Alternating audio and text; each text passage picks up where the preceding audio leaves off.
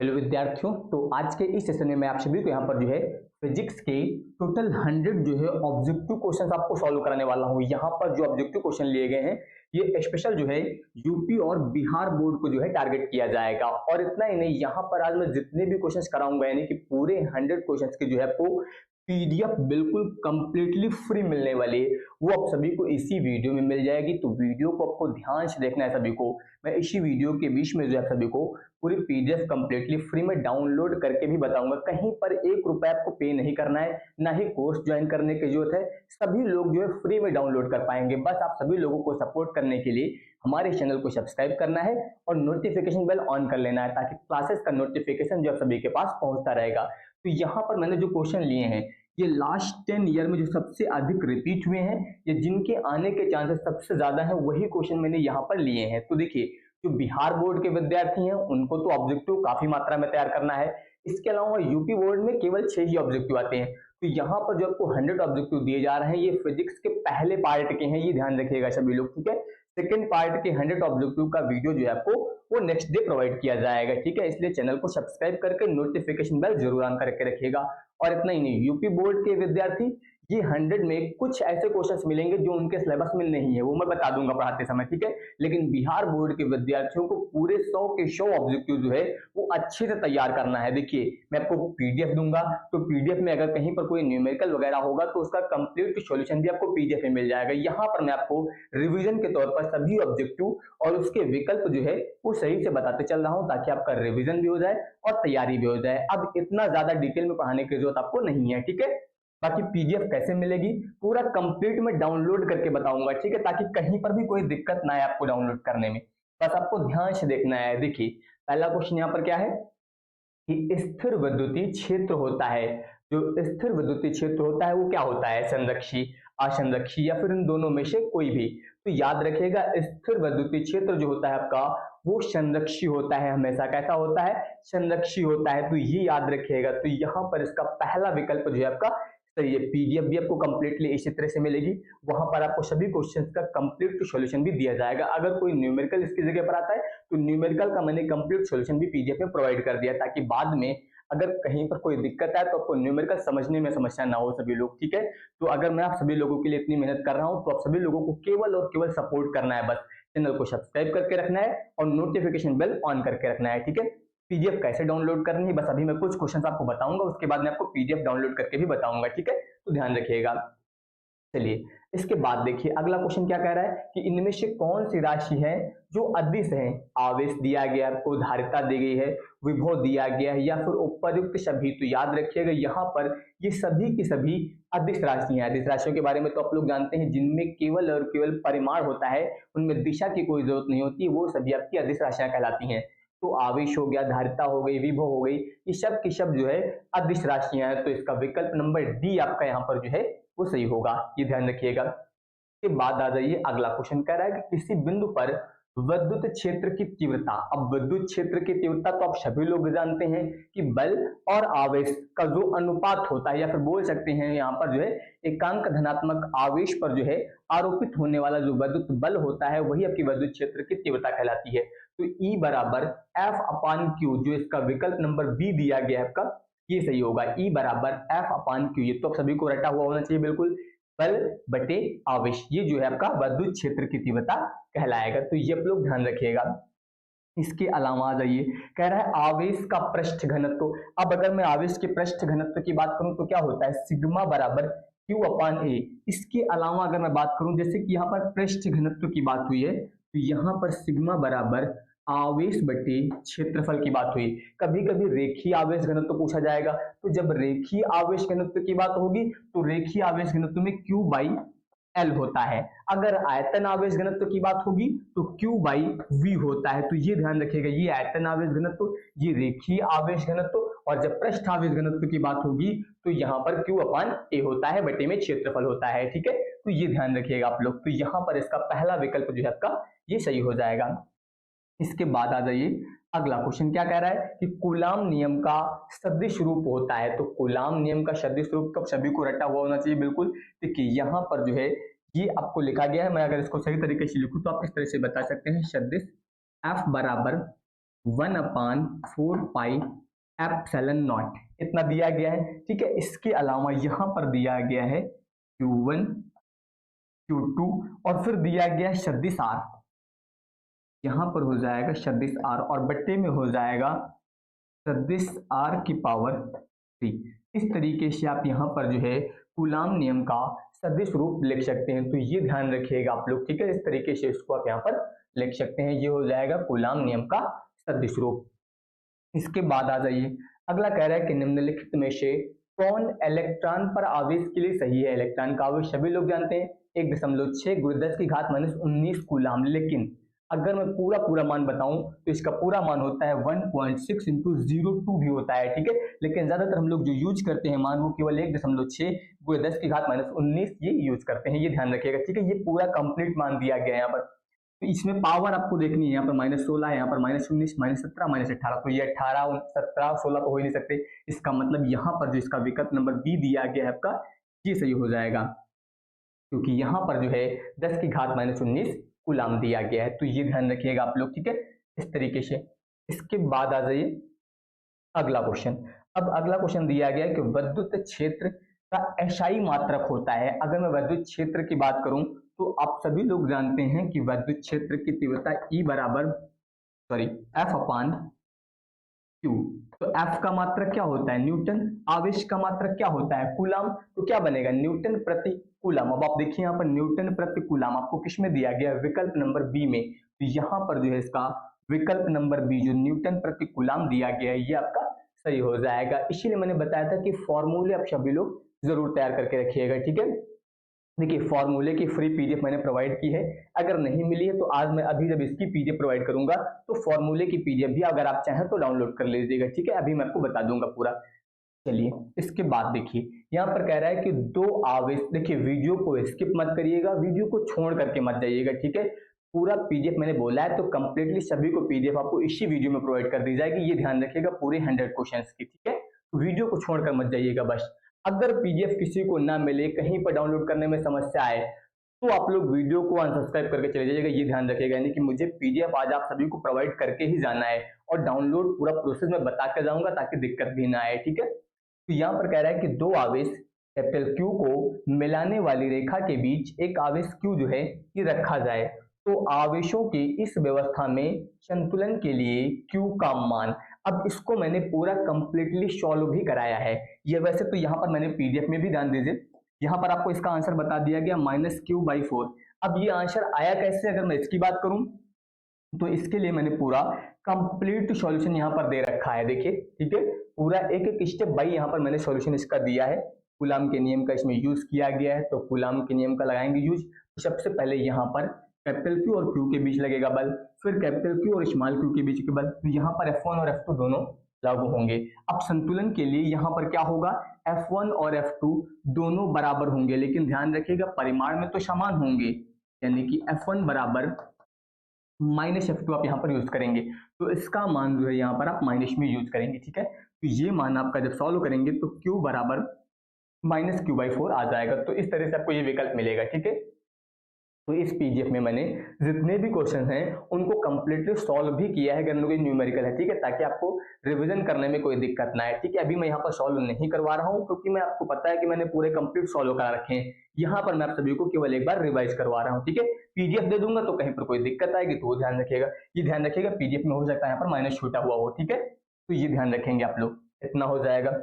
इसके बाद आ जाइए, कह रहा है कि दो आवेशों के बीच विद्युतीय एवं गुरुत्वीय बलों के अनुपात निम्नलिखित में से किस क्रम में होता है? ध्यान रखिएगा, दो आवेशों के बीच विद्युतीय बल और गुरुत्वीय बलों के अनुपात की बात हुई है तो ये होता है आपका 10⁻42। कितना होता है? 10⁻42 यानी कि 42। तो ये ध्यान रखिएगा यहाँ पर ये जो अनुपात का क्रम होता है। इसके अलावा अगला जो क्वेश्चन दिया गया है इसमें कह रहा है कि वैद्युत द्विध्रुव आघूर्ण यहाँ पर दिया गया है एवं वैद्युत क्षेत्र की तीव्रता E के बीच का कोण कितना होगा यदि द्विध्रुव जो है वो साम्यावस्था स्थिति में रहे, यानी कि जब आपका द्विध्रुव साम्यावस्था में रहेगा तो उस समय P और E के बीच का कोण कितना होगा? तो ध्यान रखिएगा कितना होगा? 0 डिग्री, यानी कि वैद्युत द्विध्रुव आघूर्ण और वैद्युत क्षेत्र की तीव्रता के बीच का जो कोण होगा वो आपका 0 डिग्री होगा, ये ध्यान रखिएगा, ठीक है। इसके अलावा ध्यान दीजिए, अगला कह रहा है कि निम्नलिखित में से कौन सी भौतिक राशि है, यहाँ पर विद्युत फ्लक्स दिया गया है, विद्युत विभव दिया गया है, विद्युत स्थितिज ऊर्जा दी गई है और विद्युत तीव्रता दी गई है। तो यहाँ पर इनमें से अगर मैं भौतिक राशि की बात करूं तो विद्युत तीव्रता, यहाँ पर ध्यान रखिएगा भौतिक राशि सदिश, ठीक है, सदिश की बात हुई है तो विद्युत फ्लक्स आपका सदिश नहीं होता है, विद्युत विभव भी आपका सदिश नहीं होता है, स्थितिज ऊर्जा भी सदिश नहीं होती है, लेकिन विद्युत तीव्रता जो है, विद्युत क्षेत्र की तीव्रता, ये एक सदिश राशि होती है, ये ध्यान रखिएगा, ठीक है। इसके बाद ध्यान दीजिए, अगला क्वेश्चन कह रहा है कि दो विद्युत आवेशों के बीच लगने वाले बल को नियंत्रित करने वाले नियम को क्या कहा जाता है। आप सभी को पता है कि कूलाम का नियम जो है वो दो आवेशों के बीच लगने वाले बल को नियंत्रित करता है। तो यहाँ पर इनमें से कौन सा विकल्प सही होगा, विकल्प नंबर डी, यानी कि कूलाम का नियम ये दो आवेशों के बीच लगने वाले बल को नियंत्रित करता है। अब इसके बाद देखिए अगला क्वेश्चन यहाँ पर दिया गया कि परावर्तनांक का एसआई मात्रक होता है। वैसे यहाँ पर ये जो मात्रक दिया गया है ये शायद गलत है, ध्यान दीजिए। अगर आपको चेक करना है तो यहाँ पर ध्यान दीजिए, सूत्र होता है F बराबर 1/4 पाई एप्सिलॉन नॉट के Q1 Q2 by are square. ये तो अपने कूलाम का नियम पढ़ा है सभी लोगों ने। तो अगर हम लोग यहाँ से के यानी कि परावर्तनांक का मान निकालना है तो क्या आप इधर लाएंगे, यहाँ पर आएगा के बराबर ध्यान दीजिए 1/4 pi epsilon not into Q1 Q2 बट्टे में, ध्यान दीजिए ये बल अब कहाँ पर आ जाएगा, बट्टे में आ जाएगा, यानी कि F R स्क्वायर इतना बनेगा। तो अब अगर आप यहाँ से K का मात्रक निकालें तो ये तो नियतांक है, इसका कोई मात्रक होगा नहीं, Q1 और Q2, तो Q यानी कि आवेश है, मात्रक क्या होगा कूलाम, तो ये कूलाम और ये कूलाम मिलकर कितना बनेगा, कूलाम स्क्वायर, बट्टे में बल का मात्रक क्या हो जाएगा, न्यूटन, और इसका मात्रक क्या हो जाएगा, मीटर स्क्वायर। तो कुल मिला के अगर आप इसको लिखना चाहें तो ध्यान दीजिए न्यूटन ऊपर आएगा तो न्यूटन की पावर -1 बनेगा, ठीक है।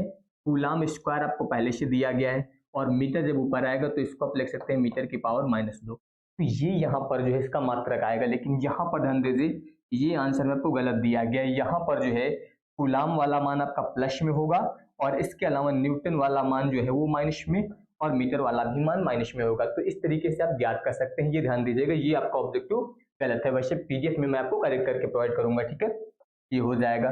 इसके बाद देखिए अगला यहाँ पर है कि प्रति इकाई आवेश पर लगने वाले बल। अब आपको पता है कि अगर प्रति इकाई आवेश पर लगने वाले बल की बात हो रही है तो विद्युत क्षेत्र की तीव्रता की बात हो रही है, क्योंकि आप सभी लोग पढ़े हैं यहाँ पर कि E बराबर क्या होता है, F/Q।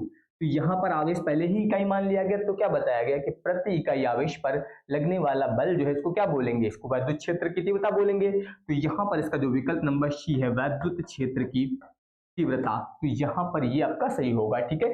अब यहाँ पर मैं आपको ये बताने वाला हूँ कि किस तरीके से आप पीडीएफ डाउनलोड करेंगे। देखिए किस तरह से डाउनलोड करना है ये आपको मैं बता दे रहा हूँ, लेकिन पहले क्लास एंड हो जाएगी उसके बाद आप सभी लोग पीडीएफ को डाउनलोड करिएगा, ठीक है। तो सबसे पहले ध्यान से देखिए, तो यहाँ पर ध्यान दीजिए आप सभी लोगों को जो है प्ले स्टोर पर ये ऐप सर्च करना है, एलविक क्लासेस बाय लेतुर्म। आप देख सकते हैं यहाँ पर साइड में आपको दिखाई दे रहा होगा, इस ऐप को आपको इंस्टॉल कर लेना है, ठीक है।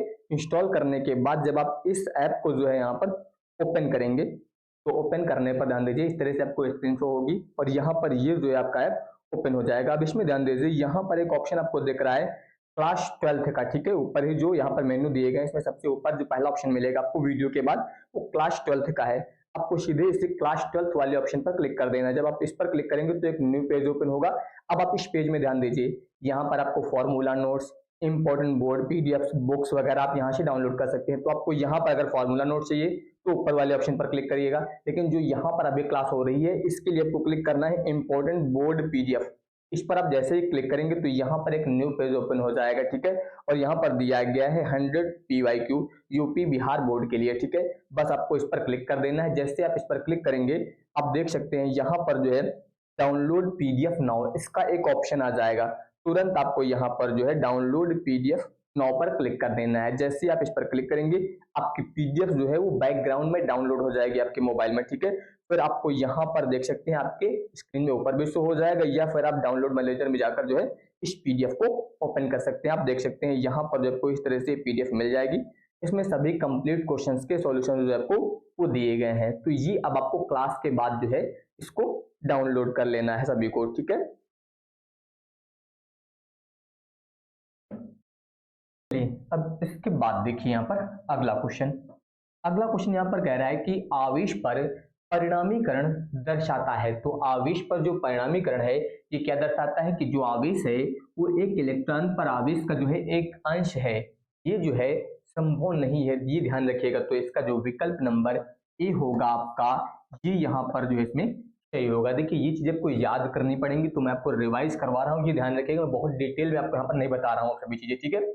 इसके बाद देखिए अगला क्या कह रहा है कि विद्युत क्षेत्र रेखाओं से जानकारी प्राप्त होती है। जो विद्युत क्षेत्र रेखाएं हैं इनमें से किसकी जानकारी प्राप्त होती है? क्षेत्र की गति की, दिशा की, आवेश की प्रकृति की, या फिर इनमें से सभी की। तो याद रखिएगा जो विद्युत क्षेत्र रेखाएं होती हैं इनसे आपको क्षेत्र की गति का भी पता चलता है, दिशा का भी पता चलता है और आवेश की प्रकृति का भी पता चलता है। यानी कि यहाँ पर इसका जो विकल्प नंबर डी है, इनमें से सभी, ये आपका यहाँ पर जो है वो सही होगा।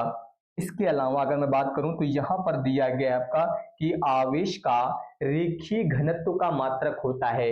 आवेश का रेखीय घनत्व या फिर जो है रेखीय आवेश घनत्व, अभी मैंने बताया था Q बाई एल होता है, ये मैंने आपको बताया था। तो आप सभी को पता है कि आवेश का मात्रक क्या होता है? कूलाम। लंबाई का मात्रक क्या होता है? मीटर। तो कूलाम प्रति मीटर। अब कूलाम प्रति मीटर आपको कहाँ पर दिया गया है? विकल्प नंबर फर्स्ट में ध्यान दीजिए, कूलाम प्रति मीटर आपको दिया गया है, यानी कि यहाँ पर पहला विकल्प जो है आपका सही हो जाएगा।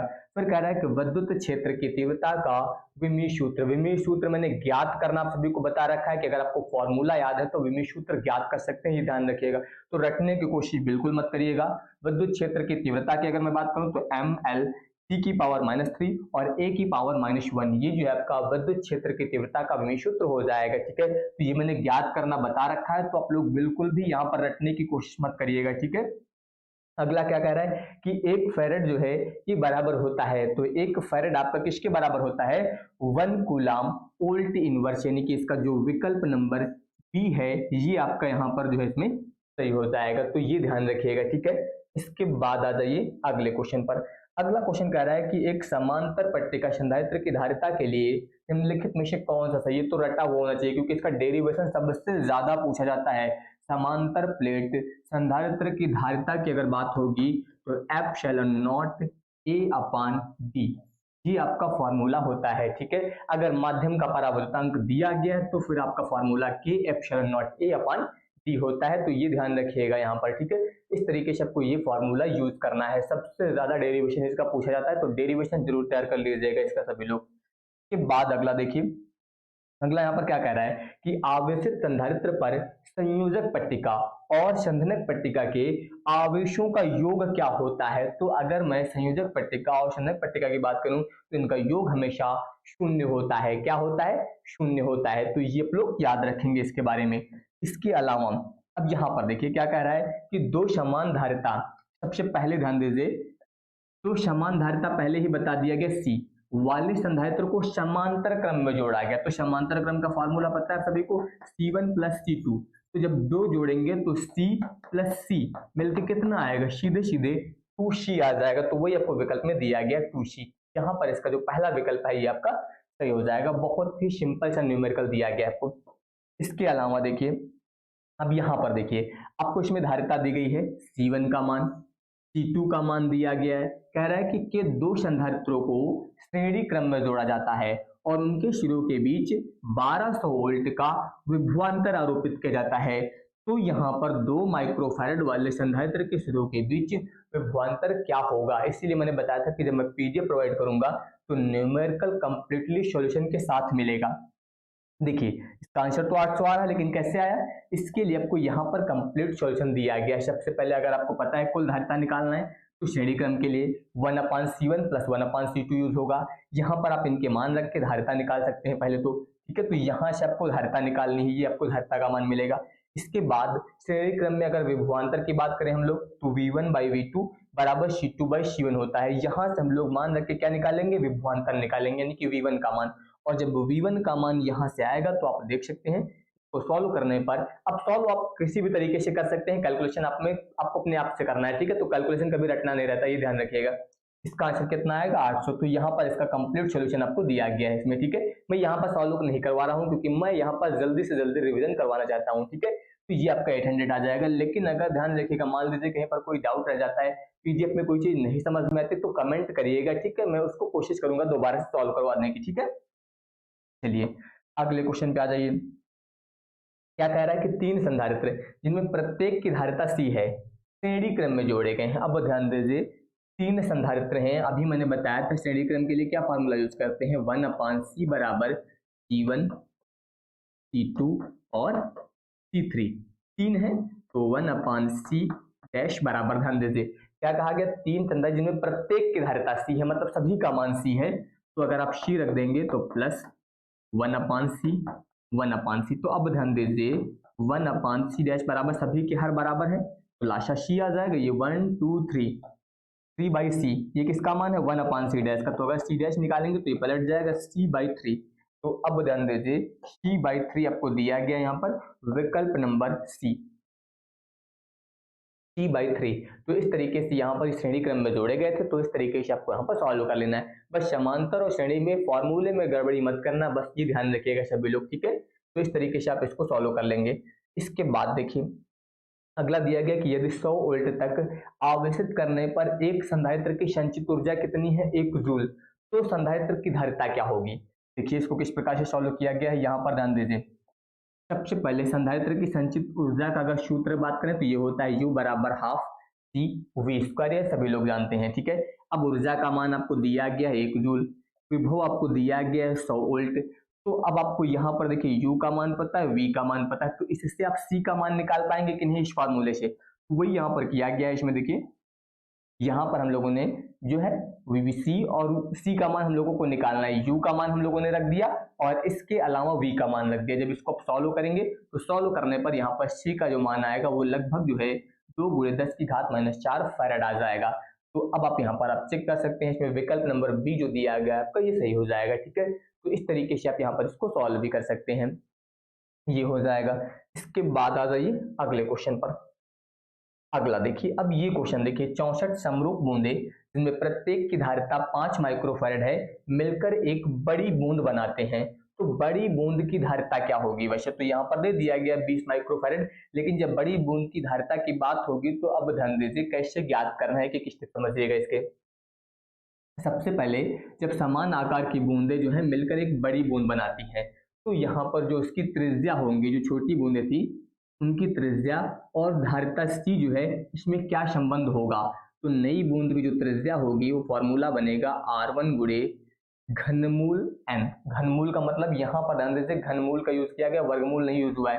तो n क्या है यहाँ पर, ये तो बूंदों की संख्या हो जाएगी, कितनी बूंदें यूज हुई थी, तो कितनी संख्या थी 64 बूंदें थी, तो n का मान हम लोग 64 यूज करेंगे। प्रत्येक बूंद की जो धारिता थी वो 5 माइक्रोफैरड, आपको क्वेश्चन में पहले से दिया गया था। तो अब 64 का अगर घनमूल आप निकालेंगे तो कितना आएगा, ध्यान दीजिए 4⁻³ करेंगे तो 64 आएगा, तो कुल मिला के घनमूल आपको 4 मिल जाएगा। तो सीधे सीधे नई धारिता निकालेंगे तो यहाँ पर 5 माइक्रोफैरड गुणे 4, तो हम लोगों ने बूंदों की संख्या का घनमूल निकाल लिया, ठीक। 5 को 20 सीधे सीधे 20 माइक्रोफैरड आ जाएगा। बहुत ही सिंपल है, अगर आपने पहले से सॉल्व किया तो आप देखते ही क्वेश्चन को सॉल्व कर लेंगे, ठीक है। लेकिन अगर सॉल्व नहीं किया तो समस्या वाली बात है। अगला देखिए क्या कह रहा है कि 1 एम्पियर बराबर होता है। अब 1 एम्पियर जो है वो यहाँ पर जो है वो किसके बराबर होता है, तो अगर मैं बात करूं तो देखिए कूलम सेकंड दिया गया है। अब धारा का मान क्या होता है, I बराबर Q/T, तो आप सभी लोग जानते हैं। तो Q का मतलब कूलम, T का मतलब सेकंड, तो कूलम प्रति सेकंड आप चेक कर लीजिए, कूलम प्रति सेकंड आपको दिया गया है, कूलम प्रति 1 सेकंड, तो ये आपका जो है 1 एम्पियर के बराबर हो जाएगा। तो अगर आपको फॉर्मूला याद है तो फिर मात्रक में कहीं पर कोई दिक्कत नहीं आएगी, ये ध्यान रखिएगा। तो 1 कूलम प्रति 1 सेकंड बन जाएगा सीधे सीधे। इसके बाद आ जाइए विद्युत वाहक बल, सभी लोग जानते हैं मात्रक वोल्ट होता है, कोई दिक्कत नहीं। विद्युत वाहक बल की इकाई यानी कि मात्रक वोल्ट होता है, तो यहाँ पर कोई दिक्कत आई नहीं। इसके बाद आ जाइए, कह रहा है कि पदार्थ की प्रतिरोधकता के लिए निम्नलिखित में से कौन सा सही है। प्रतिरोधकता के लिए जो है यहाँ पर कौन सा सही है, ये तो फॉर्मूला आप सभी लोग जानते होंगे। प्रतिरोधकता को हम लोग लिखते हैं रो से, फॉर्मूला होता है RA/L, इसको हम लोग लिखते हैं किससे, रो से। इसको बोलते हैं प्रतिरोधकता या विशिष्ट प्रतिरोध बोला जाता है, यानी कि यहाँ पर जो है इसका विकल्प नंबर ए आपका जो दिया गया ये सही हो जाएगा, ठीक है। तो ये ध्यान रखिएगा। इसके अलावा यहाँ पर ध्यान दीजिए, इसमें क्या कह रहा है कि t समय तक धारा I के प्रवाह के कारण R प्रतिरोध के चालक में उत्पन्न ऊष्मा होती है। यहाँ पर आपको ऊष्मा का फॉर्मूला आपको पता होना चाहिए, क्या होता है, I स्क्वायर RT। तो ऊष्मा के लिए आप यहाँ पर याद रखिएगा, ऊष्मा को जो है H से लिखते हैं कहीं कहीं पर I स्क्वायर RT, तो ये फॉर्मूला होता है। तो I स्क्वायर RT विकल्प नंबर सी में आपको दिया गया है, तो ये हो जाएगा। इसके बाद अगला जो क्वेश्चन है वो क्या कह रहा है यहाँ पर, ये तो आपको याद करना पड़ेगा। अब ये यूपी बोर्ड में नहीं है, ये ध्यान रखिएगा, यूपी बोर्ड में जो है ये क्वेश्चन नहीं आएगा, ये केवल बिहार बोर्ड के विद्यार्थियों के लिए है स्पेशली, ठीक है। ये यूपी वाले इसको तैयार नहीं करेंगे क्योंकि वर्ण कोड जो है वो हटा दिया गया है। तो कार्बन प्रतिरोध का रंग कोड जो है पीले रंग का मान कितना होता है, तो ये बिहार बोर्ड वाले याद कर लें, पीले रंग का कितना होता है 4। वैसे भी उनको पीले, नीले, इन सभी के कोड यहाँ पर याद रखने हैं, ठीक है। ये ऑब्जेक्टिव में अक्सर पूछे जाते हैं। तो यहाँ पर पीले की बात हुई है, तो ये क्या हो जाएगा, 4 हो जाएगा। इसके बाद आ जाइए अगला, विद्युत का सबसे अच्छा चालक कौन होता है, तो विद्युत का सबसे अच्छा चालक सिल्वर यानी कि चांदी होती है, ये तो आप सभी लोगों को पता ही होना चाहिए। तो इसका जो विकल्प नंबर ए आपका जो है चांदी, ये सही हो जाएगा।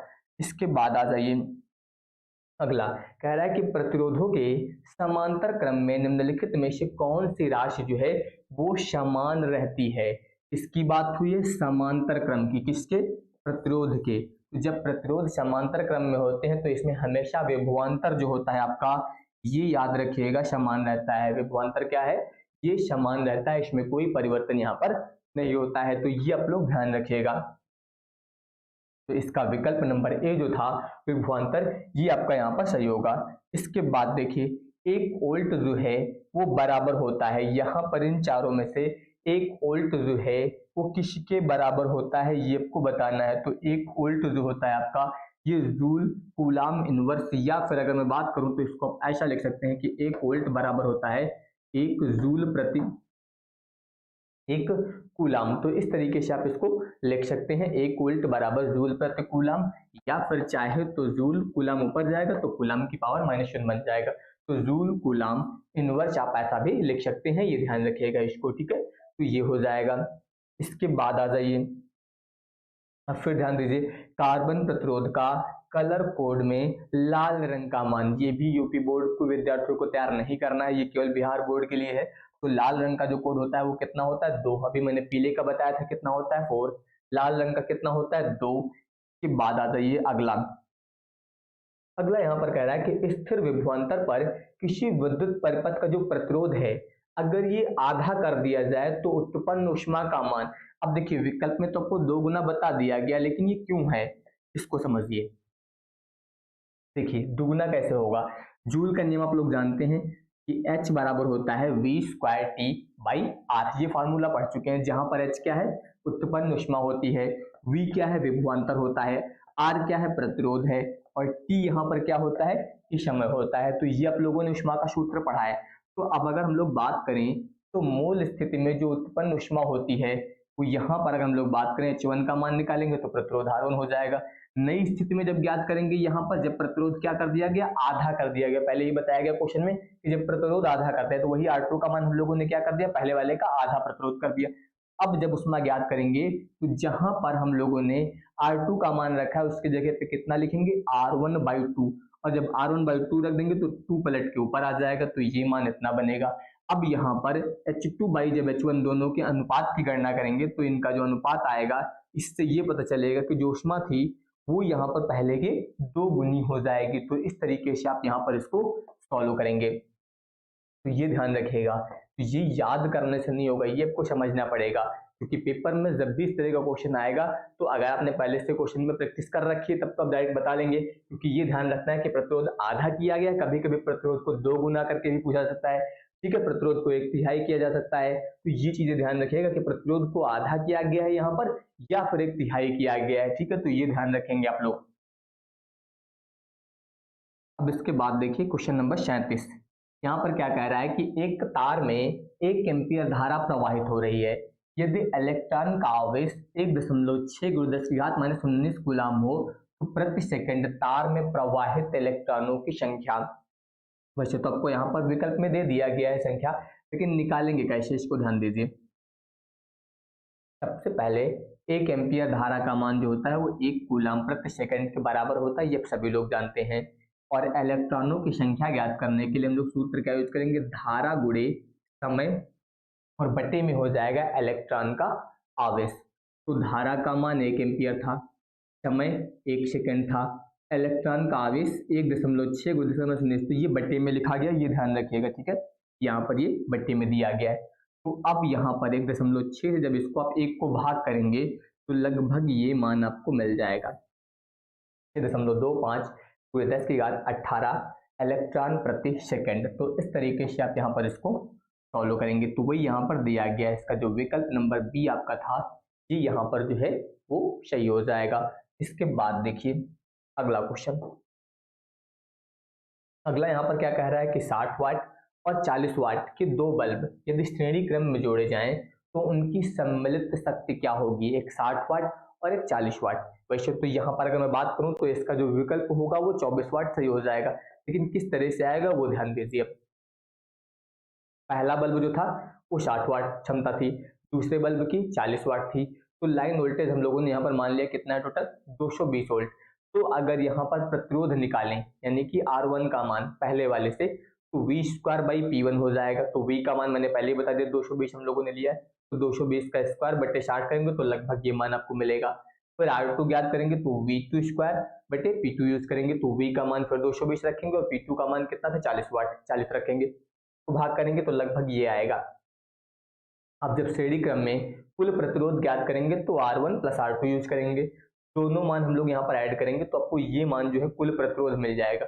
और जब कुल प्रतिरोध मिल जाएगा तो कुल शक्ति के लिए हम लोग क्या यूज करेंगे, PT = V²RT, ठीक है। तो अब यहाँ पर P इसका मान आप सभी को ज्ञात करना है, तो 220 V का मान हम लोग रखेंगे जो माने थे, और बट्टे में जो कुल प्रतिरोध हम लोगों ने ज्ञात किया है 2016.67, ठीक है, इससे भाग करेंगे तो लगभग आपको जो है यहाँ पर 24 वाट के आसपास जो है क्षमता मिल जाएगी। तो ये विकल्प का आंसर होगा। तो ये ध्यान रखिएगा, इस तरीके से आप इसको कंप्लीट सॉल्व करेंगे। लेकिन जब ऑब्जेक्टिव पेपर में आएगा तो वहां पर भी आपको कंप्लीट सॉल्व करके दिखाने की कोई जरूरत नहीं, ये ध्यान रखिएगा। आप अलग रफ में करके बस आपको सही विकल्प बता देना है कि कौन सा सही है, ठीक है।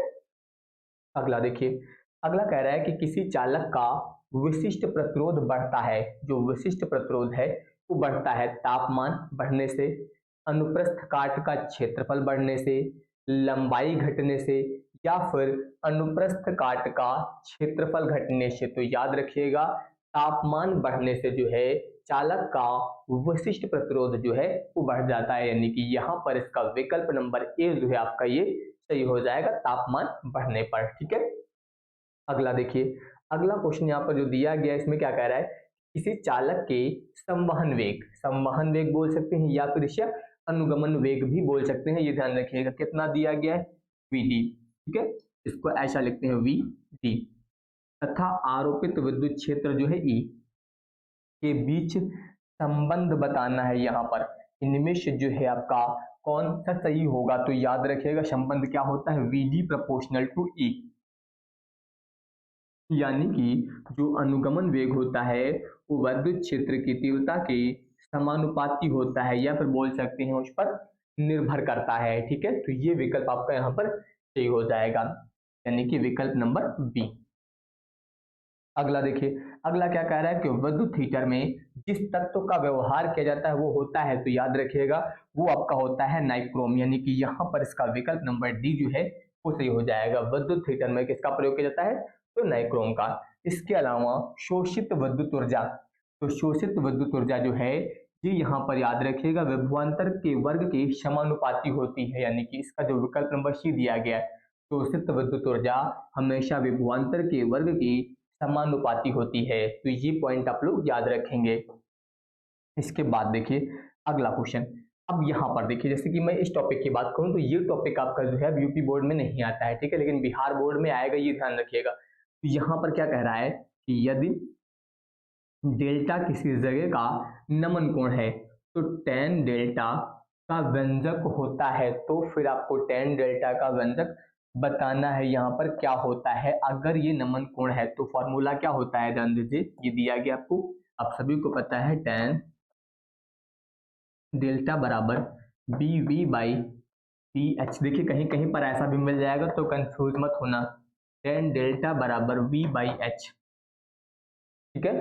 वी, वी का मतलब यहाँ पर वर्टिकल, वी का मतलब वर्टिकल, एच का मतलब हॉरिजॉन्टल, मतलब ये ऊर्ध्वाधर चुंबकीय क्षेत्र की बात हो रही है, ये क्षैतिज चुंबकीय क्षेत्र की बात हो रही है, ठीक है। तो यहाँ पर भी वी अगर डायरेक्ट लिखा है तो इसका मतलब ऊर्ध्वाधर चुंबकीय क्षेत्र, एच का मतलब क्षैतिज चुंबकीय क्षेत्र, ठीक है। तो ऐसा भी लिखा जा सकता है, ऐसा भी लिखा जा सकता है, कंफ्यूज मत होना, ये ध्यान रखिएगा। अगला क्या कह रहा है कि अनुचुंबकीय पदार्थ की प्रवृत्ति होती है। याद रखिएगा जो अनुचुंबकीय पदार्थ होते हैं इनकी प्रवृत्ति शून्य होती है। अनुचुंबकीय पदार्थों की प्रवृत्ति क्या होती है? शून्य होती है। तो यहाँ पर इसका विकल्प नंबर बी जो होगा आपका ये सही होगा, तो ये ध्यान रखिएगा। इसके अलावा अगला यहाँ पर जो दिया गया क्या कह रहा है कि पृथ्वी के चुंबकीय क्षेत्र, ये आपको 36 घटक दिया गया है, हॉरिजॉन्टल लिखा है। यदि किसी चुंबकीय सुई के दोलन की आवृत्ति n हो तो यहाँ पर इसमें क्या संबंध होगा? तो संबंध याद रखिएगा n square proportional to B H, या फिर ऐसा भी मिल सकता है ये n square proportional to H, ठीक है। इसका मतलब चुंबकीय क्षेत्र के 36 घटक की बात हो रही है, ये ध्यान रखिएगा, बस इतना, ठीक है। तो इसमें कोई कंफ्यूजन आपको नहीं होगा, बी एच से लिखा गया हो या फिर डायरेक्ट एच से लिख दिया जाए, तो इसमें कंफ्यूज मत होना। इसके बाद आ जाइए, कह रहा है कि एक लौह चुंबकीय पदार्थ की चुंबकशीलता यानी कि म्यू, लौह चुंबकीय पदार्थ की जो चुंबकशीलता होती है हमेशा एक से अधिक होती है, ध्यान रखिएगा। तो यहाँ पर म्यू इज ग्रेटर देन 1 यानी कि इसका मान जो है वो एक से क्या होता है? अधिक होता है, तो ये ध्यान रखिएगा आप लोग, ठीक है। इसके बाद देखिए अगला कह रहा है कि निकेल है, जो निकेल है आपका ये अनुचुंबकीय है, प्रतिचुंबकीय है, लौह चुंबकीय है, या फिर इनमें से कोई नहीं। तो याद रखिएगा निकेल जो होता है आपका ये लौह चुंबकीय होता है। क्या होता है? लौह चुंबकीय, तो ये आपको याद रखना है। अगला क्वेश्चन ध्यान दीजिए, अगला यहाँ पर क्या कह रहा है कि आपेक्षिक चुंबकशीलता बराबर है होती है। आपेक्षिक चुंबकशीलता को सबसे पहले याद रखिएगा किससे लिखते हैं हम लोग? म्यू आर से, ये होती है आपेक्षिक चुंबकशीलता। तो वही पूछा गया कि म्यू आर जो है इनमें से किसके बराबर होता है, तो ये आपको याद रखना है कि इसका जो विकल्प नंबर ए दिया गया आपका ये सही होगा, यानी कि म्यू आर बराबर म्यू बटे म्यू नॉट, ये ध्यान रखिएगा। देखिए म्यू आर बराबर म्यू बटे म्यू नॉट, तो ये होती है निर्वात की चुंबकशीलता, ठीक है। ये याद रखिएगा, ये होती है आपकी आपेक्षिक या फिर सापेक्ष चुंबकशीलता, तो ये याद रखना है आपको। अब इसके बाद देखिए अगला क्वेश्चन क्या कह रहा है कि निम्नलिखित में से कौन सा संबंध सही है? तो याद रखिएगा कि जो चुंबकीय क्षेत्र की तीव्रता होती है, यहाँ पर याद रखिएगा कि चुंबकीय क्षेत्र की तीव्रता का स्क्वायर जो होता है वो क्षैतिज और ऊर्ध्वाधर इन दोनों के वर्गों के योग के बराबर होता है। तो यहाँ पर इसका पहला विकल्प जो है आपका ये सही हो जाएगा। ये आप देख सकते हैं बी स्क्वायर बराबर चुंबकीय क्षेत्र के क्षैतिज घटक और ऊर्ध्वाधर घटक का स्क्वायर दिया गया है, ठीक है। तो ये याद रखेंगे। अगला देखिए, अगला क्या कह रहा है कि पृथ्वी के पृष्ठ पर बी का मान होता है, यानी कि पृथ्वी की सतह पर जो है चुंबकीय क्षेत्र का जो मान होता है 10 की घात -5 टेस्ला होता है। ये आप सभी लोग रट लीजिए कि सतह पर चुंबकीय क्षेत्र का मान जो होता है वो 10 की घात -5 टेस्ला होता है। इसके अलावा अगर मैं बात करूं तो चुंबकन क्षेत्र की तीव्रता h के बराबर होता है। तो चुंबकन क्षेत्र की जो तीव्रता h है इसका मान बी नॉट बटे म्यू नॉट के बराबर होता है, ये ध्यान रखिएगा। इसका मान जो होता है यानी कि h बराबर फॉर्मूला क्या होता है? बी नॉट बटे म्यू नॉट, ये फॉर्मूला होता है। तो इसका पहला विकल्प आपका यहाँ पर जो है वो सही हो जाएगा, तो ये ध्यान रखिएगा। के बाद देखिए अगला क्वेश्चन क्या कह रहा है कि चुंबकीय याम्योत्तर एवं भौगोलिक याम्योत्तर के बीच बनने वाला कोण आपका दिक्पात कोण कहलाता है। रटा हुआ होना चाहिए हमेशा आपको। चुंबकीय याम्योत्तर भौगोलिक याम्योत्तर के बीच बनने वाले कोण को क्या बोलते हैं? दिक्पात कोण बोला जाता है, रटा हुआ होना चाहिए, ये ध्यान रखिएगा। इसके अलावा निम्नलिखित में से कौन जो है शैथिल्य प्रदर्शित करते हैं? तो अगर शैथिल्य की बात करें तो ये आपके जो लौह चुंबकीय पदार्थ होते हैं ये यहाँ पर शैथिल्य जो है ये प्रदर्शित करता है, ये ध्यान रखिएगा। कौन? लौह चुंबकीय पदार्थ। इसके अलावा अगला क्वेश्चन देखिए, अगला क्या कह रहा है कि विद्युत चुंबकीय तरंगों की प्रकृति। तो विद्युत चुंबकीय तरंगों की बात हुई है, प्रकृति कैसी होती है? अनुप्रस्थ होती है। विद्युत चुंबकीय तरंगों की जो प्रकृति होती है वो अनुप्रस्थ होती है, यानी कि इसका पहला विकल्प आपका यहाँ पर जो है वो सही हो जाएगा।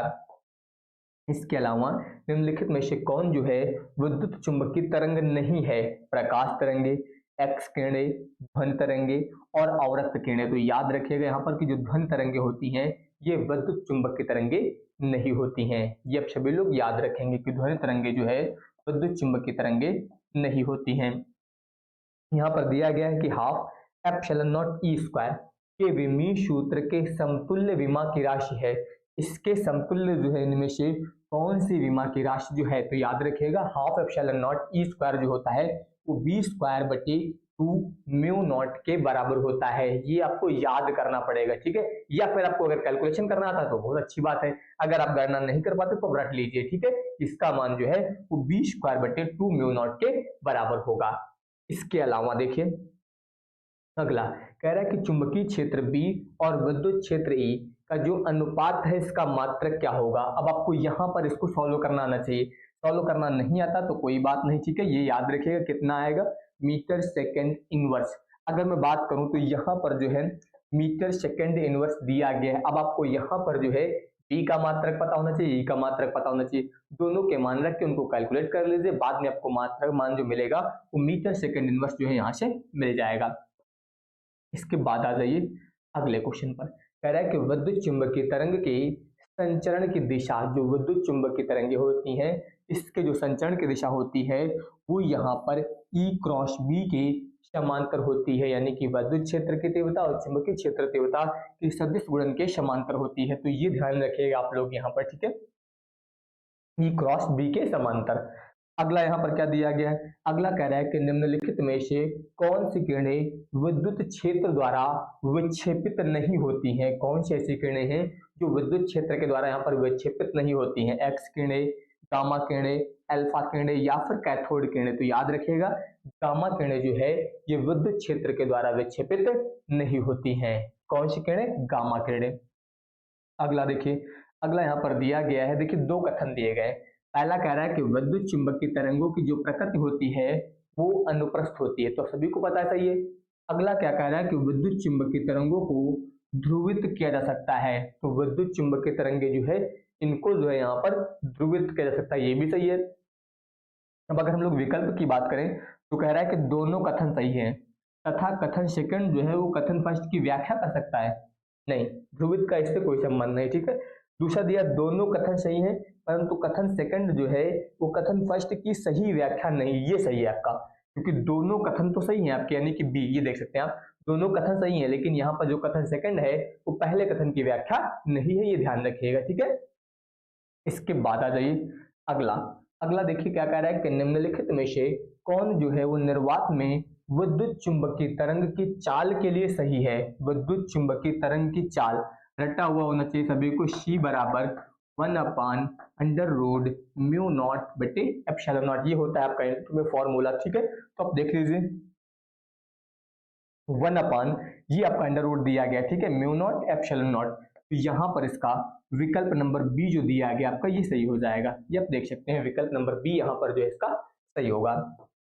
इसके बाद देखिए अगला क्वेश्चन क्या कह रहा है कि प्रणालिका में चुंबकीय ऊर्जा घनत्व का सूत्र। तो चुंबकीय ऊर्जा घनत्व का जो सूत्र होता है वो होता है बी स्क्वायर बटे 2 म्यू नॉट। ये याद रखिएगा, चुंबकीय ऊर्जा घनत्व का जो सूत्र होता है बी स्क्वायर बटे 2 म्यू नॉट होता है। इसके बाद आ जाइए अगला, कह रहा है कि निम्नलिखित में से किस विद्युत चुंबकीय तरंग दैर्ध्य न्यूनतम होती है, यानी कि किस विद्युत चुंबकीय तरंग की तरंग दैर्ध्य जो होती है इनमें से सबसे कम होती है, यानी कि पराबैंगनी किरणों की, एक्स किरण की, सूक्ष्म तरंगों की या फिर गामा किरणों की। तो याद रखिएगा कि गामा किरणें इनकी जो है तरंग दैर्ध्य सबसे कम होती है। तो ये पॉइंट आप लोग याद रखेंगे। इसके बाद आ जाइए अगला क्वेश्चन, कह रहा है कि विद्युत चुंबकीय तरंग में विद्युतीय तरंग और चुंबकीय तरंग के बीच का कालांतर। तो याद रखिएगा विद्युतीय तरंग और चुंबकीय तरंग के बीच का जो कालांतर होता है वो शून्य होता है। कितना होता है, शून्य, यानी कि यहाँ पर इसका विकल्प नंबर डी जो है आपका ये सही होगा। इसके बाद आ जाइए इसका मान पूछना। देखिए अभी मैंने आप सभी को बताया था कि फॉर्मूला क्या होता है, C बराबर 1/√μ नॉट एप्सिलॉन नॉट, इतना होता है। अब यहाँ पर देखिए पावर में -1/2 दिया गया, ये कब आएगा, जब आप इसको ऐसा लिख दें। देखिए ये आएगा म्यू नॉट पावर 1/2। अब 1/2 अगर आप ऊपर ले जाएं तो ये हो जाएगा म्यू नॉट एप्सिलॉन नॉट की पावर -1/2 और बराबर में सी का मान 3 गुणे 10 की घात 8 मीटर प्रति सेकंड होता है। ठीक है, इतना होता है। लेकिन आप चाहे तो 3 गुणे 10 की घात 8 गुणे 10 की घात 2 सेंटीमीटर प्रति सेकंड में लिख सकते हैं, क्योंकि मीटर को सेंटीमीटर बदलेंगे तो कितने से गुणा होगा, 10 की घात 2 से, क्योंकि ये मात्रक सेंटीमीटर में दिया गया है।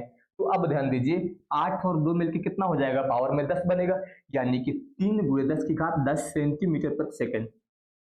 विकल्प नंबर बी जो है आपका यहाँ पर ये सही हो जाएगा। तो ये ध्यान रखिएगा कि यहाँ पर जो है इस तरीके से इसका विकल्प नंबर बी जो है वो आपका सही माना जाएगा। ठीक है, अब इसके बाद देखिए अगला क्वेश्चन यहाँ पर दिया गया कि यदि प्रत्यावर्ती धारा तथा विद्युत वाहक बल के बीच कोण जो दिया गया वो फाई है, कलांतर हो, तो शक्ति गुणांक का मान, अब आप सभी लोग जानते हैं कि जो आप सभी को पता है कि औसत व्यय शक्ति का जो फॉर्मूला होता है वो VRMS IRMS इंटू क्या होता है, cos फाई होता है। तो जिसमें आपका ये जो होता है फाई, ये क्या होता है, फाई यहाँ पर विद्युत वाहक बल और प्रत्यावर्ती धारा के बीच का कलांतर होता है। यहाँ पर ध्यान रखिएगा, जहाँ पर मैंने V लिखा है इसकी जगह पर आप चाहे तो E भी लिख सकते हैं, यानी कि विद्युत वाहक बल।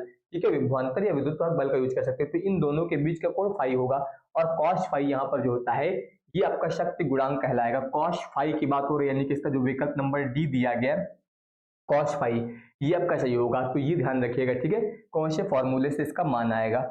इसके अलावा R और C, R प्रतिरोध है, C यहाँ पर धारिता है, इसका विमीय सूत्र, तो विमीय सूत्र आप यहाँ पर प्रतिरोध और धारिता का विमीय सूत्र रख के ज्ञात कर लीजिएगा, तो आपको ये मिल जाएगा m की पावर 0, L की पावर 0 और T की पावर 1। ये जो होता है आपका R और C का जो है विमीय सूत्र होता है। तो ये ध्यान रखिएगा। इसके बाद देखिए अगला क्वेश्चन, अगला यहाँ पर जो दिया गया है इसमें कह रहा है कि प्रत्यावर्ती धारा परिपथ में यथार्थ माध्य शक्ति का व्यंजक, जो अभी मैंने आपको बताया था, अगर आपको याद हो तो मैंने अभी बताया था कि यहाँ पर जो औसत व्यय शक्ति होती है ERMS यानी कि विद्युत वाहक बल होता है, IRMS यानी कि धारा होती है, लेकिन आगे साइन फाई नहीं होता है, cos फाई होता है। तो इसका मतलब ये वाला सही है, क्योंकि cos फाई इसमें दिया गया, विकल्प नंबर डी। तो ये ध्यान रखिएगा। ठीक है, क्योंकि साइन फाई नहीं होता है, यहाँ पर आपका cos फाई होता है। ये देखिए आप विकल्प नंबर डी जो है यहाँ पर सही हो जाएगा। औसत व्यय शक्ति जो है ERMS IRMS cos फाई, ये आपका होगा।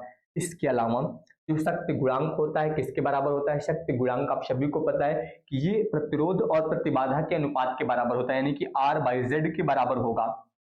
तो इसका विकल्प नंबर ए आपका सही हो जाएगा, R/Z के बराबर माना जाएगा। इसके अलावा देखिए अगला, LR परिपथ में कलांतर होता है। तो अगर हम लोग बात करें तो LR परिपथ का जो कलांतर होता है वो आपका ये होता है, आप चाहे तो इसको ऐसा लिख सकते हैं, फाई बराबर tan inverse omega L by R, ये फॉर्मूला होता है। ठीक है, तो ये कलांतर होता है, ये याद रखेगा, ओमेगा L बाई R, यानी कि इसका विकल्प नंबर सी जो है आपका यहाँ पर ये सही हो जाएगा। ये आप देख सकते हैं, विकल्प नंबर सी यहाँ पर इसका सही होगा।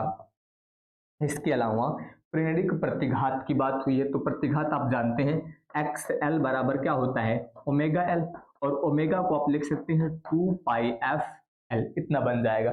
तो कुल मिला के XL बराबर 2 पाई FL, इसका विकल्प नंबर ए जो दिया गया आपका ये यहाँ पर सही हो जाएगा। तो इसका देख सकते हैं आप विकल्प नंबर ए, ये आपका सही होगा।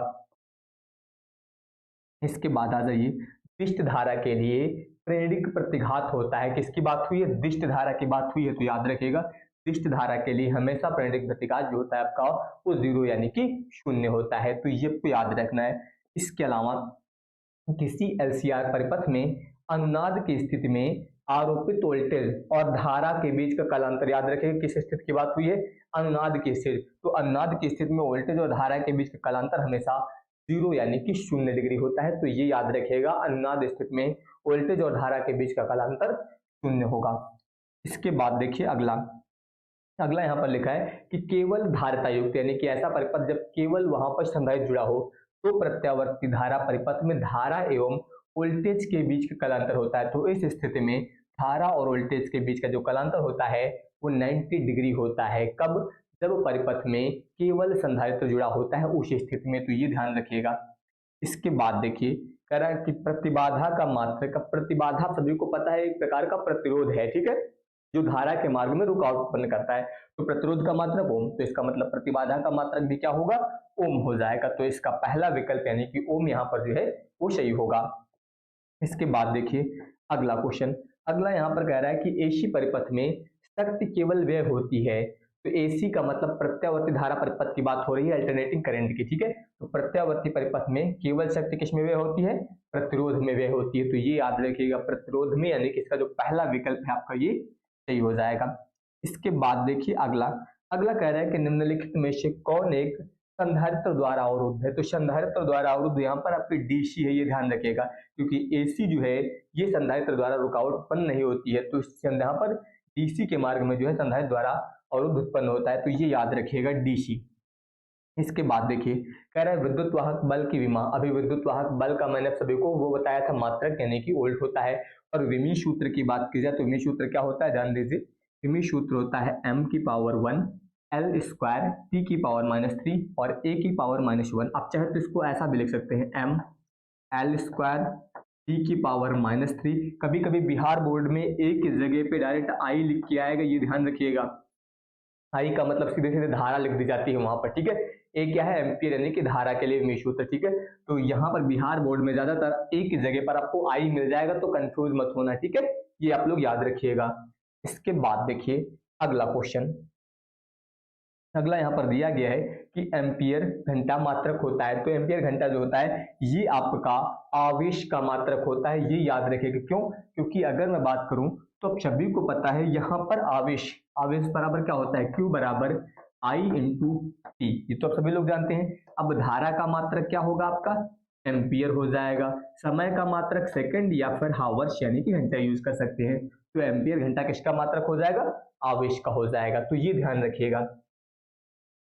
इसके बाद देखिए अगला क्वेश्चन, अगला कह रहा है कि विद्युत परिपथ की शक्ति होती है, तो इसके लिए शक्ति का फॉर्मूला याद होना चाहिए। P बराबर क्या होता है, V स्क्वायर बाई R। अभी मैंने एक न्यूमेरिकल में आपको बताया भी था, ठीक है, जहां पर हम लोगों ने P बराबर V square by R use किया था, ठीक है, जहां पर आपको दो बल्बों की क्षमता दी गई थी उस वाले क्वेश्चन में, तो V square by R use होगा यहाँ पर। इसके बाद देखिए अगला, अगला यहाँ पर अब आपको न्यूमेरिकल दिया गया है, कह रहा है कि 5 ओम प्रतिरोध के एक तार से जिसका विभवांतर कितना है 7 वोल्ट, 30 मिनट तक धारा प्रवाहित होती है, तो उत्पन्न ऊष्मा, इसको ध्यान दीजिए। देखिए प्रतिरोध दिया गया है, विभवांतर दिया गया है, समय 20 मिनट दिया गया, जिसको आप सेकंड में बदल सकते हैं। तो 20 मिनट को अगर आप सेकंड में बदलेंगे तो 1200 सेकंड आ जाएगा, ठीक है, ये तो आप सभी को पता है ना कैसे बदला गया। देखिए 20, एक मिनट में कितने सेकंड होते हैं 60, तो सीधे सीधे 60 गुणे 20 करेंगे तो 12 मिल जाएगा आपको, यानी कि 1200। अब आपको ऊष्मा ज्ञात करनी है, तो ऊष्मा के लिए जब आप फार्मूला यूज करेंगे तो ध्यान दीजिए V square T by R. अब आपको इसमें मान रखना है, V का मान पता है आपको, T का मान पता है और R का मान पता है, बस कैलकुलेशन कर लेना है। जब कैलकुलेशन करेंगे तो यहाँ से आपको ऊष्मा मिल जाएगी। अब ऊष्मा का मान आपको यहाँ पर ध्यान देना है, कैलोरी में दिया गया है विकल्प में, तो इसलिए 1 जूल बराबर 0.24 कैलोरी से हम लोग गुणा कर लेंगे, तो ये मान लगभग आपका 2800 कैलोरी यहाँ पर मिल जाएगा, यानी कि विकल्प नंबर डी इसका जो है आपका सही होगा। अब इसके बाद देखिए अगला क्वेश्चन, अगला यहाँ पर लिखा है कि 10 एम्पियर की धारा एक तार से 10 सेकंड तक प्रवाहित होती है, यदि तार का विभवांतर 50 वोल्ट हो तो किया गया कार्य। वैसे तो इस क्वेश्चन का विकल्प शायद गलत दिया गया, ध्यान दीजिए, कार्य बराबर होता है विभवांतर गुणे धारा गुणे समय। विभवांतर कितना है 50, धारा कितनी दी गई 10 एम्पियर और समय कितना दिया गया 10 सेकंड, गुणा करेंगे तो सीधे सीधे 5000 जूल आएगा, जो कि आपको विकल्प में कहीं पर भी नहीं दिख रहा है। तो कुल मिला के इसके विकल्प में चारों ऑप्शन गलत छपे हुए हैं, यहाँ पर ये ध्यान रखिएगा, ठीक है। देखिए यहाँ पर कैलकुलेशन भी किया गया, 5000 जूल ही आया है, तो विकल्प गलत है, यहाँ पर 5000 जूल होगा, ये ध्यान रखिएगा। इसके बाद देखिए अगला कह रहा है कि स्वस्थ मनुष्य के शरीर का विद्युत प्रतिरोध, अगर मैं बात करूं स्वस्थ मनुष्य के शरीर का जो विद्युत प्रतिरोध होता है वो 1 किलो ओम से आपका 100 किलो ओम तक होता है। मैंने किलो ओम में लिखा है, ध्यान दीजिए, लेकिन यहाँ पर जो मान दिया गया है वो लगभग आपका जो है वो ओम में दिया गया। तो अगर यहाँ पर इसका हम लोग औसत मान ज्ञात करेंगे तो औसत मान जो होगा आपका वो लगभग जो है 10,000 ओम के आसपास जो है आएगा, ये ध्यान रखिएगा। जब औसत मान ज्ञात किया जाएगा तो कुल मिला के विकल्प नंबर बी यहाँ पर जो है इसका सही माना जाएगा। जब औसत मान की बात होगी, ये देख सकते हैं आप, विकल्प नंबर बी यहाँ पर जो है वो सही होगा। इसके बाद देखिए अगला कह रहा है कि किलोवाट घंटा मात्रक होता है। तो ये किलोवाट घंटा आप सभी लोग जानते हैं ऊर्जा का मात्रक होता है, ऊर्जा का मात्रक किलोवाट घंटा होता है। इसके अलावा अब देखिए यहाँ पर आपको दो कथन दिए गए हैं, इनमें से कौन सा कथन सही है। क्या कह रहा है कि किसी बल्ब में विद्युत को संचालित करने पर बल्ब जो है वो तत्काल प्रज्वलित हो जाता है, पहला कथन है। दूसरा है कि तार में उपस्थित मुक्त इलेक्ट्रॉन प्रकाश के वेग से चलता है। तो यहाँ पर जो है आपको इसका जो विकल्प नंबर दिया गया सी, ये आपका सही बताया गया। क्या बताया गया कि कथन फर्स्ट जो है ये सही है, क्योंकि आप सभी को पता है कि जैसे ही विद्युत प्रवाहित होती है तुरंत बल्ब जो है वो प्रज्वलित हो जाता है। लेकिन परंतु यहाँ पर कथन सेकंड जो है आपका ये असत्य है। तो ये ध्यान रखिएगा, यहाँ पर जो है पहला कथन सही है, लेकिन तार में उपस्थित मुक्त इलेक्ट्रॉन जो है ये प्रकाश के वेग से चलता है, ये गलत है। तो ये आपको याद रखना है। इसके बाद देखिए अगला क्वेश्चन, अगले में भी ध्यान दीजिए, यहाँ पर भी आपको दो कथन दिए गए हैं। इसमें कह रहा है कि एक बड़े सूखे सेल का विद्युत वाहक बल जो होता है वो उच्च होता है। दूसरा दिया गया कि किसी सेल का विद्युत वाहक बल इसके आकार के समानुपाती होता है। तो यहाँ पर जो दिया गया है सेल का विद्युत वाहक बल जो है इसके आकार के समानुपाती होता है, यानी कि ये कथन आपका सही है। लेकिन जो पहला दिया गया कि एक बड़े सूखे सेल का विद्युत वाहक बल उच्च होता है, ये आपका गलत है। यानी कि यहाँ पर पहला कथन तो असत्य है, लेकिन दूसरा कथन जो है आपका ये सही है। तो इसका जो विकल्प नंबर डी दिया गया आपका, ये यहाँ पर जो है सही होगा। इसके बाद देखिए कह रहा है कि निम्नलिखित में धारा घनत्व के लिए कौन सा सही है। अब धारा घनत्व आप लोग जानते हैं, ये से लिखते हैं और फॉर्मूला होता है आई बाई ए, ये होता है धारा घनत्व। तो आई बटे ए आपको दिया गया है विकल्प नंबर बी में, ये आपका यहाँ पर सही हो जाएगा धारा घनत्व, ये आप देख सकते हैं। इसके बाद देखिए अगला क्वेश्चन कह रहा है कि निम्नलिखित में से गतिशीलता के लिए कौन सा सही है। सब फॉर्मूले बेस्ड ही ऑब्जेक्टिव पूछे गए हैं यहाँ पर। तो गतिशीलता की अगर बात की जाए तो गतिशीलता के लिए कौन सा फॉर्मूला सही होगा, म्यू बराबर वी डी अपान ई, याद रखिएगा वी डी आपका अनुगमन वेग है, ई आपका वैद्युत क्षेत्र है। तो इन दोनों का अनुपात जो है वही गतिशीलता के बराबर होता है। इसके बाद देखिए अगला अगला क्या कह रहा है कि निम्नलिखित में से कौन सा सही है। एक वाट बराबर दिया गया है एक जूल सेकंड इनवर्स, ये आपका जो दिया गया है पहला है, एक वाट बराबर एक जूल सेकंड इनवर्स, ये आपका यहाँ पर जो है सही हो जाएगा।